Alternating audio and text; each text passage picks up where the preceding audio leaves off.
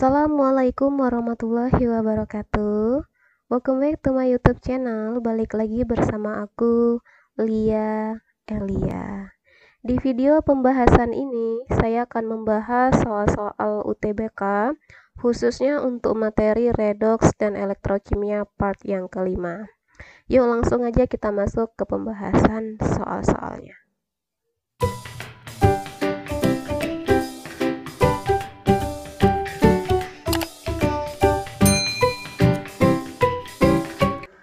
Soal nomor 27, ini SBMPTN tahun 2017. Dari keempat reaksi belum setara berikut yang merupakan reaksi reduksi oksidasi. Dalam persamaan reaksi, untuk menentukan apakah suatu reaksi itu termasuk reduksi atau istilahnya itu reaksi redoks, maka harus kita lihat dari bilangan oksidasi masing-masing senyawanya. Ya, kalau biloxnya turun berarti nanti disebut reduksi, kalau biloxnya naik mengalami reaksi oksidasi. Jadi dalam persamaan reaksi harus ada reduksi dan oksidasi baru disebut dengan redoks. Nah, ini kan ada pilihan nih 1, 2, 3, 4. Kalau mau kita cek satu-satu biloxnya dari pilihan 1 sampai 4 bisa saja, tapi memakan waktu yang lama. Ya, ini triknya, kalau kita mau mencari reaksi redoks dalam suatu persamaan reaksi, lihatlah unsur bebas. Nah, minimal 1. Jadi kalau ada unsur bebas dalam persamaan reaksinya, dia bisa dikatakan reaksi redoks atau boleh langsung kita cek dulu. Oke, kita lihat di sini ada unsur bebas nggak di reaksi nomor 1? Ada Fe3O4 ditambah HCl menjadi Fe3Cl3 ditambah FeCl2 plus H2O. Nggak ada ya unsur bebas. Berarti ini bisa kita katakan bisa jadi sih nanti bukan redoks ya. Kita skip dulu aja nomor 2. Kita lihat nomor 2-nya. NH3 ditambah O2. Nah, di sini sudah ada O2 nih. O2 termasuk unsur bebas ya. Unsur bebas. Oke, nanti kita cek apakah nomor 2 ini biloxnya turun atau naik ya. Nomor 2, ingat trik kalau kita pengerjaan dalam pilihan 1, 2, 3, kalau 2 benar, 4 pasti benar. Karena 1 tadi udah salah kan. Ya, kalau kita lihat di sini nomor 4 ada O2 nih.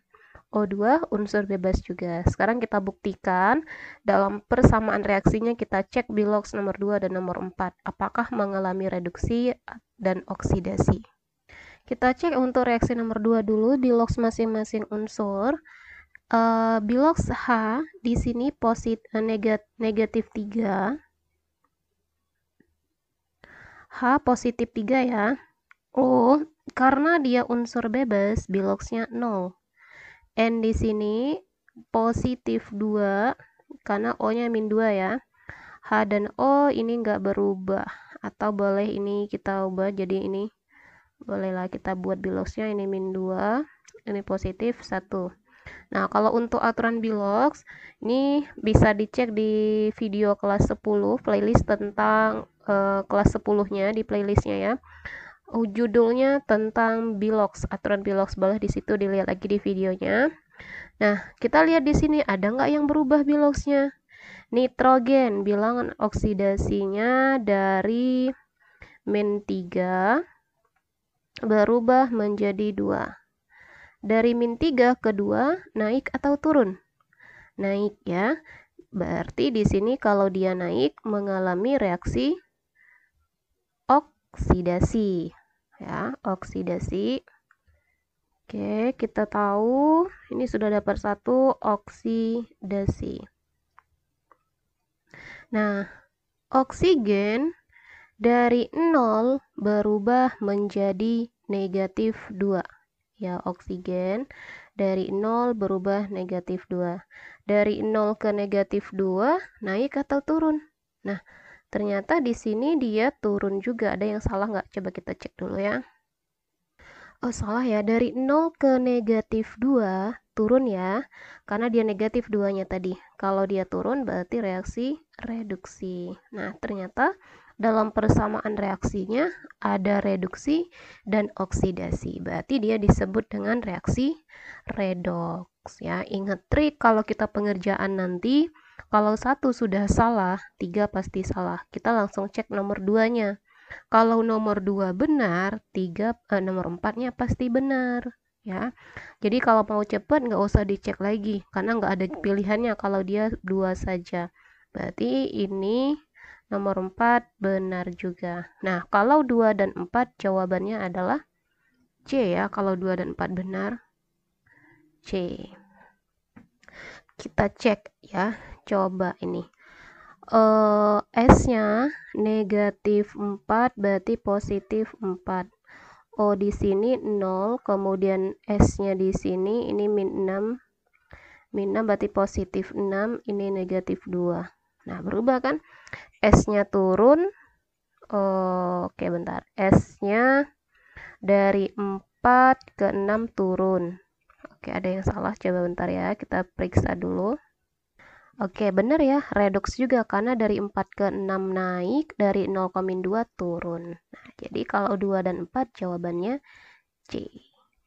Oke, bisa difahami ya sampai di sini untuk soal nomor 27. Jadi triksnya kalau kita mau mencari reaksi redoks, pilihlah dulu dalam persamaan reaksi itu ada unsur bebasnya. Kalau dia ada unsur bebas, biasanya dia termasuk reaksi redoks. Oke, kita lanjut soal nomor 28. Elektrolisis 100 ml larutan CuSO4 0,1 molar dalam bejana A. Dan oke, kita tandain dulu aja ya. Nah, dalam bejana A terdapat 100 ml larutan CuSO4 0,1 molar. Dan 100 ml larutan AgNO3 0,1 molar juga dalam bejana B. Dilakukan secara seri menggunakan arus tetap 1 ampere pada anoda dan katoda dengan menggunakan elektroda PT. Pada tiap-tiap katoda terbentuk endapan Cu dan Ag. Sementara pada anoda dihasilkan gas O2. Berarti nanti kita lihat dari reaksi elektrolisisnya ya. ArCu 63,5, ArAg 108 dan konstanta Faraday 96.500 serta setelah elektrolisis berlangsung selama 60 detik apa yang terjadi katanya. Nah, pilihan yang pertama, massa Cu yang mengendap lebih besar daripada massa Ag. Artinya kita harus tahu massa dulu ya. Kita cek satu-satu tahap pengerjaannya. Untuk melihat pernyataan satu benar atau salah, kita lihat dari berapa nilai mol elektron. Kenapa kita akan mencari nilai mol elektron? Karena rangkaian ini disusun secara seri, maka jumlah mol elektron mereka pasti sama nanti. Jadi tahap pertama kita cari dulu berapa nilai mol elektronnya. Di soal sudah ada arus yang kita gunakan tadi 1 ampere. Kita ganti I-nya di sini 1. Waktu yang terpakai selama 60 detik dibagi 96.500. Hasilnya sama dengan 0,0000622 mol elektron ya. Nah, sekarang kita gunakan mol elektron ini dari masing-masing persamaan reaksi elektrolisis CuSO4 dan AgNO3. Satu-satu kita cari. Kita cari dulu elektrolisis dari CuSO4. Kita ionisasi ya. CuSO4 kalau diionisasi menjadi ion Cu2+ ditambah dengan SO4 2-. Oke, kita buat reaksi yang terjadi di katoda dan di anoda. Di katoda, si Cu itu sendiri.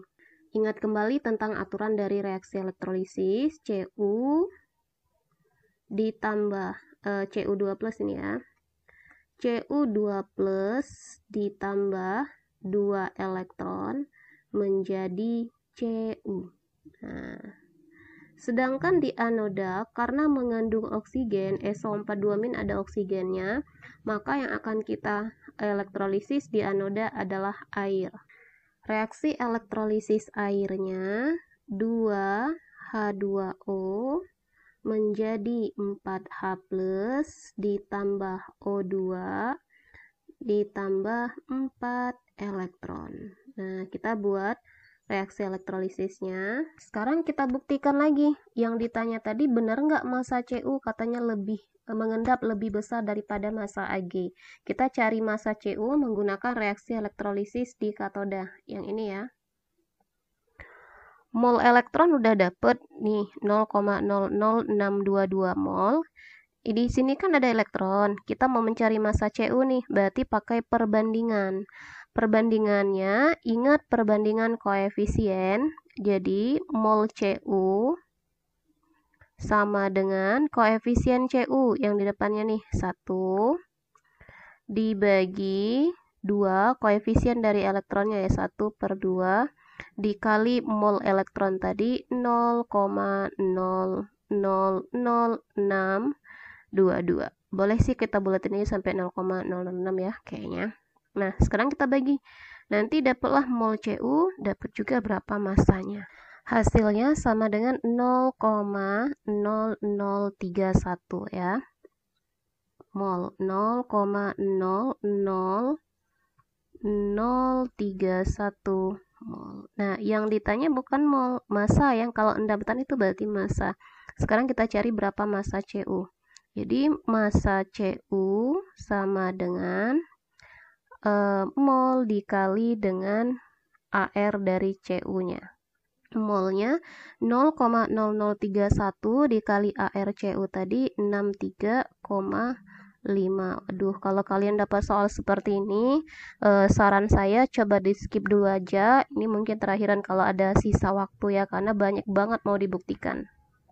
Hasilnya sama dengan 0,197 gram. 0,190, ini 00 lagi ya, 0,0197 gram. Oke, nah ini baru massa di Cu. Kita mau lihat perbandingannya, benar nggak massa Cu itu lebih besar katanya daripada massa Ag. Kita buat lagi reaksi elektrolisis pada Ag. Nah, ionisasi dulu si Ag-nya.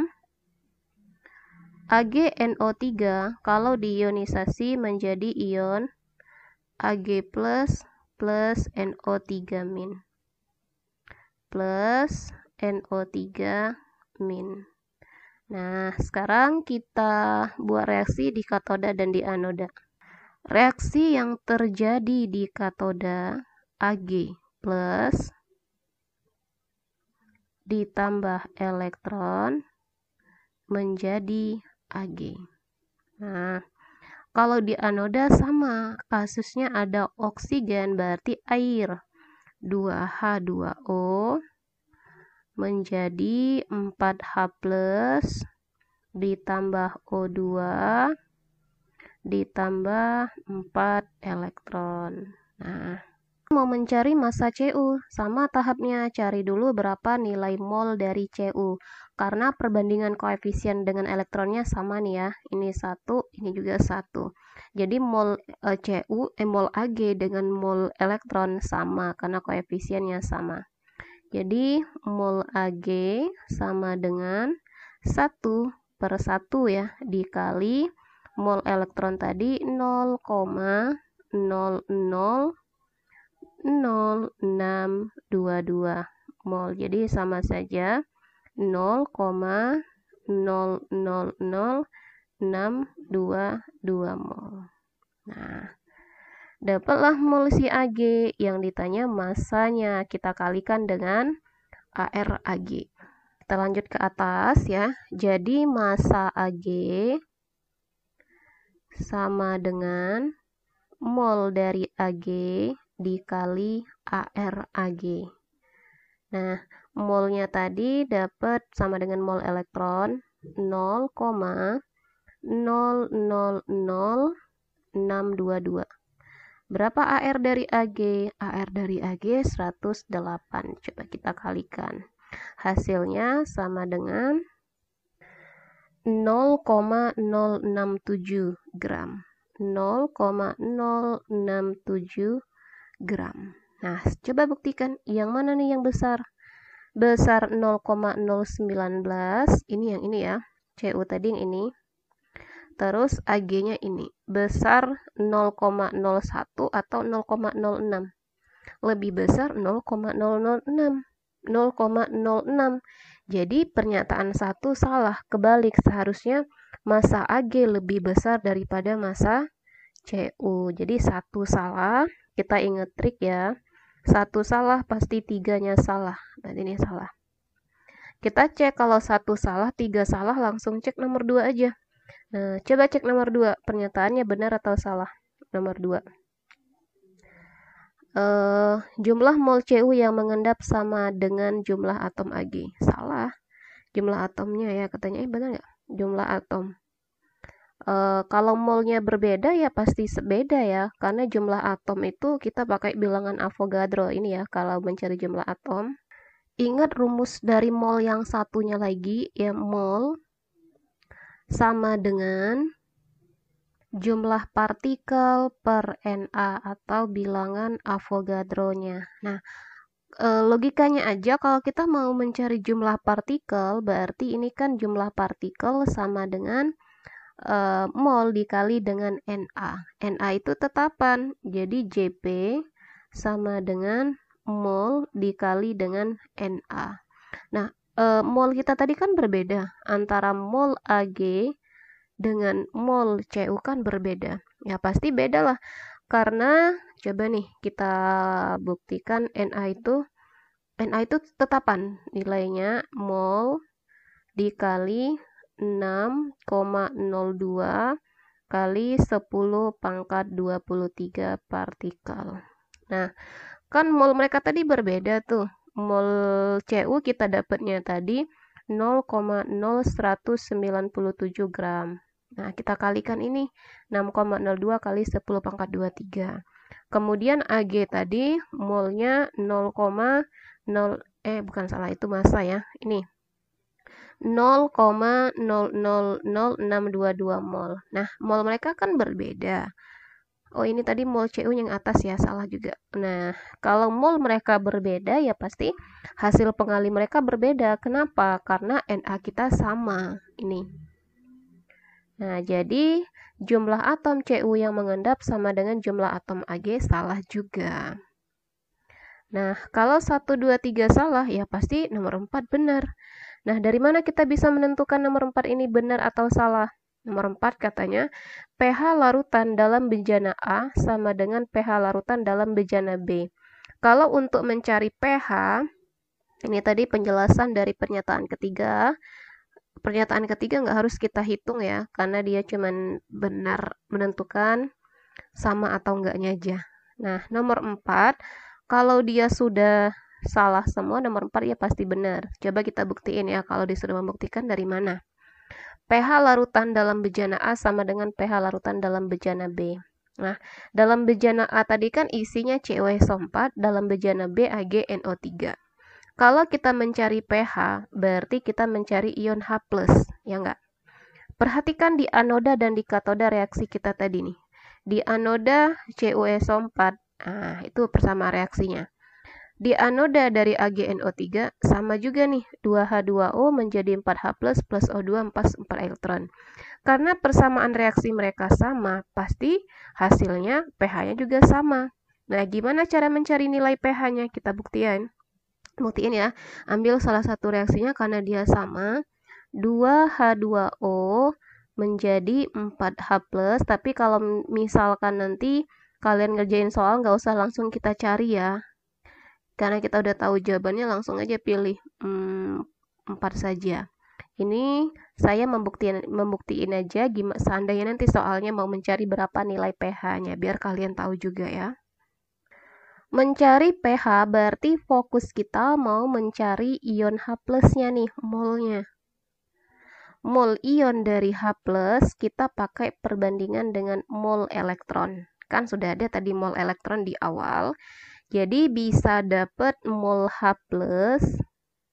sama dengan koefisien perbandingan 4/4 dikali mol elektron di awal sekali tadi 0,00622, atau boleh disingkat aja lah ya, kali 622 kali 10 pangkat berapa nih? Pangkat 6 ya. Nah, 4/4 1. Jadi boleh kita ganti aja nih. Molnya 622 kali 10 pangkat negatif ini ya, negatif 6. Nah, dapatlah mol dari H+. Kalau mencari pH, butuh konsentrasi H+-nya. Konsentrasi H+ sama dengan mol dibagi volume totalnya.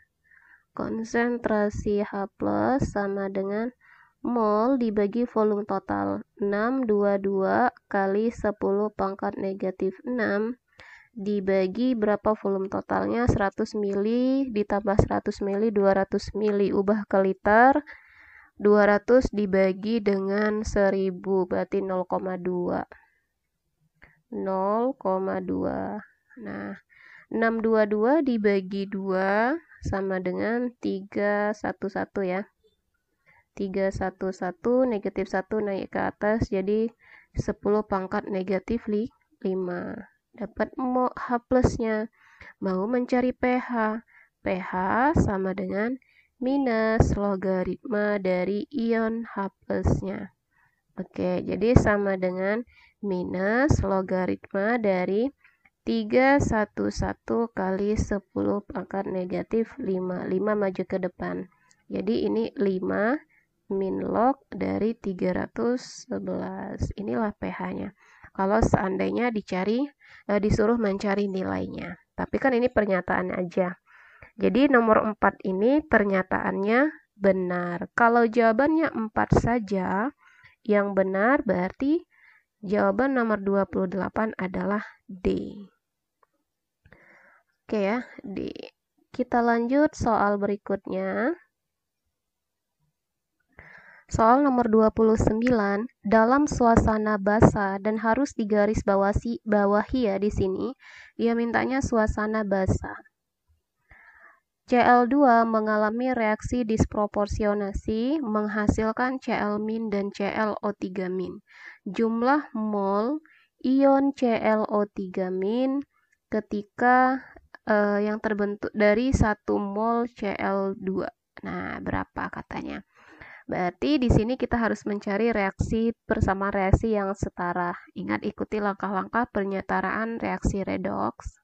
Kita langsung bagi 2 aja persamaan reaksi kita. Cl2 mengalami reaksi disproporsionasi menjadi yang pertama Cl-, yang kedua Cl2 menjadi ClO3-. Kita setarakan. Ingat tahap-tahap dalam penyetaraan persamaan reaksi. Cl di sebelah kiri ada 2, di sebelah kanan ada 1. Berarti kanan ini kita kali 2. Oke. Muatan di sebelah kanan 2 kali min 1 jadi min 2. Supaya sama, di sebelah kiri kita tambah 2 elektron. Oke ya, sama sudah yang di atas.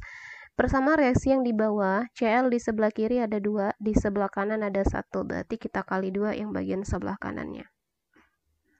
Oksigen di sebelah kanan 2 kali 3, 6. Nah, supaya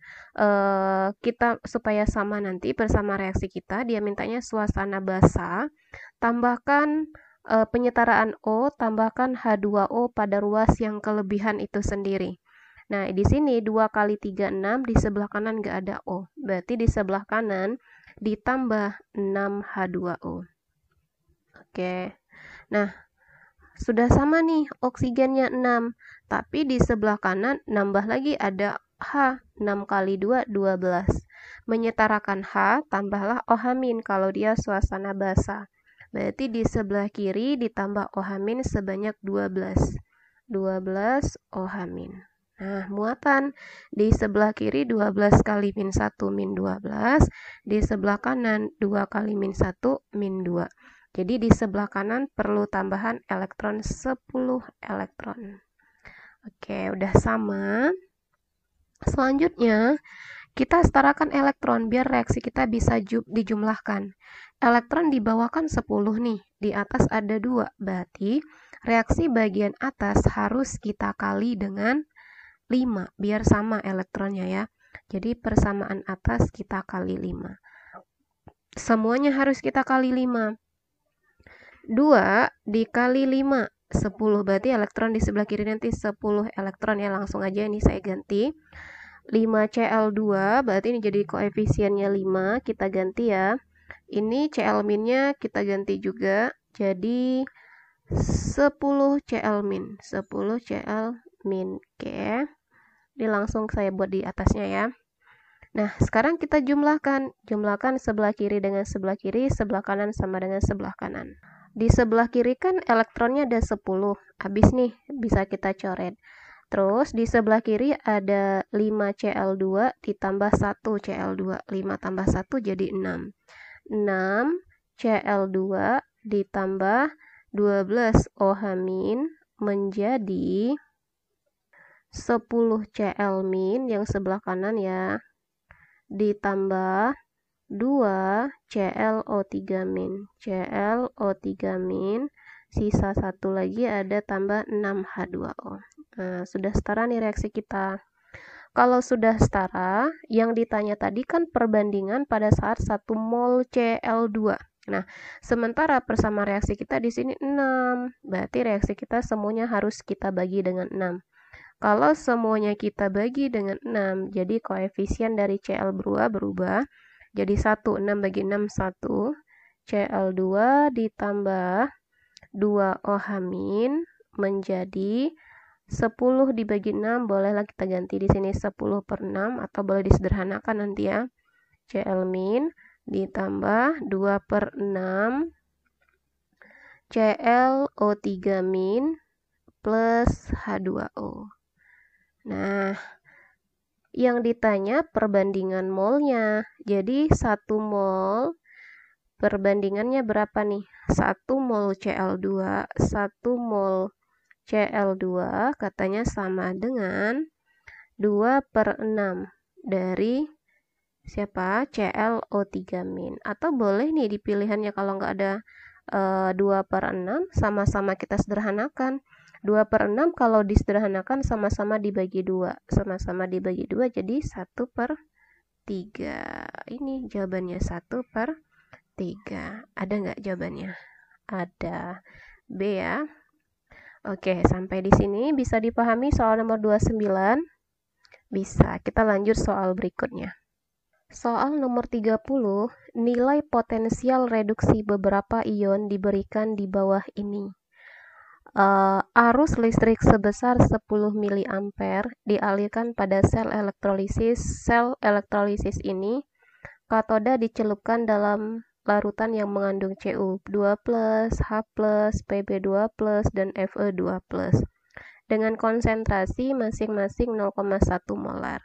Spesi yang pertama kali akan terbentuk di katoda adalah siapa nih? Yang ditanya di katoda. Oke, kalau mencari spesi yang pertama kali terbentuk di katoda, ingat kembali katoda ini mengalami reaksi reduksi. Ciri-cirinya ya. Katoda, ciri-cirinya mengalami reaksi reduksi. Nah, dari persamaan reaksi bisa kita lihat yang mengalami reaksi reduksi dari data harga potensial selnya. Nah, nilai E sel yang besar ya akan mengalami reaksi reduksi yang lebih dulu. E0 selnya yang besar akan mengalami reaksi reduksi. Nah, sekarang coba kita cek di masing-masing soal tadi. Cu2+, E0-nya positif 0,34. Ini ya, ada data di soal. Kemudian H0, 0, dan PB negatif 126, Fe negatif 0,44, H2O min 0,83. Nah, di situ siapa yang paling besar harga potensial selnya? Yang paling besar berarti dialah yang akan pertama kali mengendap di katoda, akan terbentuk di katoda. Nah, yang besar di sini positif 0,340, berarti logam Cu yang akan pertama kali mengendap karena ECU yang paling besar. Jadi jawaban nomor 30 C. Oke, soal nomor 230 clear ya? Bisa? Bisa. Kita lanjut soal nomor 31. Soal nomor 31, reaksi yang menunjukkan zinc sebagai reduktor. Nah, kalau dia sebagai reduktor, ingat ya, reduktor itu yang mengalami reaksi oksidasi. Reduktor yang mengalami oksidasi. Nah, ingat oksidasi, biloxnya naik atau turun? Oksidasi ya. Oksidasi kalau kita lihat biloxnya naik ya. Jadi kalau dari bilangan oksidasi, biloxnya naik. Jadi kita cek yang bagian zincnya saja. Ini biloxnya naik ya. Kita cek yang bagian zinc atau Zn-nya saja untuk membuktikan apakah dia reduktor atau bukan. Oksidasi yang naik kita cek di sini. Zn kalau dia unsur bebas berarti di sini biloxnya 0. 0. Kemudian ZnNO3 dua kali berarti positif 2. Dari 0 ke positif 2 naik atau turun? Naik. Berarti nomor 1 benar. Reduktor ya. Cek selanjutnya, kalau 1 benar, 3 pasti benar. Benar di sini ya Zn-nya 0. Kemudian di sini positif 2, naik juga. Nah, berarti benar juga. Ingat trik, kalau 1 benar, 3 benar, kalian langsung cek nomor 4. Kalau 4 benar, berarti 3 pasti benar nanti. Nomor 2 pasti benar. 0 ke 2. Nah, naik juga nih. Berarti disebut reduktor atau oksidasi. 4 benar, 2 pasti benar. Coba kita cek ini dari 0 menjadi plus 2 juga. Ini N-nya kecil ya. Zn nih, kecil harusnya. Positif 2 juga. Nah, sama. Benar juga. Kalau 1, 2, 3, 4 yang benar, jawabannya adalah E. Semua benar. Oke, lanjut soal nomor 32. Sebuah baterai dengan elektroda Cu dan Mg pada keadaan standar menghasilkan arus 0,2 ampere.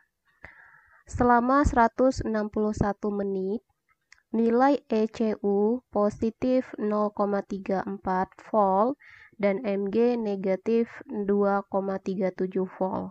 Dan F-nya 96.500, ARCU 63,5, ARMG 24. Pengurangan massa di anoda. Nah, kita mau mencari berapa massa di anodanya, yang berkurang itu berapa. Artinya kita harus tahu dulu siapa yang bertindak di anoda di sini antara Cu dan Mg. Nah, ingat kembali, di anoda terjadi reaksi oksidasi. Anoda mengalami reaksi oksidasi. Oksidasi, lihatlah harga potensial selnya yang kecil, E0 selnya yang kecil. Kalau E0 sel yang kecil berarti dia mengalami reaksi oksidasi, E0 sel yang kecil. Nah, antara Cu dengan Mg, siapa E0 sel yang paling kecil? Yang paling kecil Cu, berarti kita akan mencari berapa massa Cu-nya. Kita jawab di samping ya. Mencari massa Cu. Ingat rumus massa, WAET bagi-bagi duit 96.500. Oke, ini rumusnya ya. WAET bagi-bagi duit 96.500. Biar lebih gampang mengingatnya. E itu massa ekivalen. Massa ekivalen itu AR per muatan. Karena kita mencari Cu, berarti AR dari Cu. AR Cu 24 dibagi muatan ARMG ya, ARMG salah, ARMG 24, muatan Mg-nya positif 2. Ini ada positif 2 muatannya, kita bagi 2. Waktu ubah ke sekon 161 menit, ubah ke sekon berarti dikali 60 nanti, 161 dikali 60 dikali arusnya tadi dikasih tahu 0,2 ampere.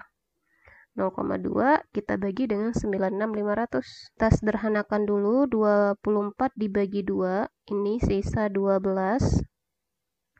Kemudian 161 kali 60, boleh kita coret 6 sama 0-nya, berarti 6 kali 2, 12 ya.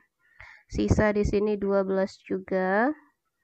Udah, sisanya berarti berapa nih? Ada nggak bisa disederhanakan lagi? Susah ya, tinggal kita kaliin aja nih. Berarti sisanya tinggal 12 dikali 161 dikali 6 kali 2 tadi 12 dibagi 96.500. Nah, coba kita kalikan dulu kemudian dibagi. 12 dikali 161 dikali 12 lagi, hasilnya sama dengan, ini bisa nggak sih disederhanakan ya? Kayaknya nggak bisa deh, susah juga, boleh lah ya. 23.184 dibagi 96.500, hasilnya sama dengan 0,24 gram. Dengan 0,24 gram. Ada 0,24 gram, jawabannya B. Oke ya. Nah, jadi kalau mau mencari massa yang terbentuk di anoda, berarti kita harus tahu dulu siapa yang oksidasi, siapa yang reduksinya. Dilihat dari harga E0 selnya. Nah, atau bolehlah ini kita buat singkatan, cara nginget aja ya. Ada CRAW untuk reaksi. Nah, jadi biar kalian nggak ketuker-ketuker, CRAW singkatannya ya, kita untuk mudah mengingat aja. CRAW ini kita singkat jadi katoda, reduksi, anoda, oksidasi, biar lebih gampang mengingat. Nah ya, CRAW, katoda, reduksi, anoda, oksidasi. Nah, kalau di anoda nanti reduksi ini E0-nya lebih besar, cenderung besar. Kalau oksidasi E0-nya cenderung kecil ya. Untuk cara kita mengingat aja biar lebih gampang. Seandainya nanti kalau disuruh mencari massa yang terbentuk di katoda, berarti kita lihat yang harga E0-nya yang lebih besar. Jadi mencari massa Cu. Oke ya. Mungkin untuk pembahasan reaksi redoks dan elektrokimia part yang kelima sampai di sini dulu. Ya, jika video ini bermanfaat buat kalian, share ke teman-teman kalian ya, biar manfaatnya lebih banyak lagi. Oke, saya akhiri. Wassalamualaikum warahmatullahi wabarakatuh.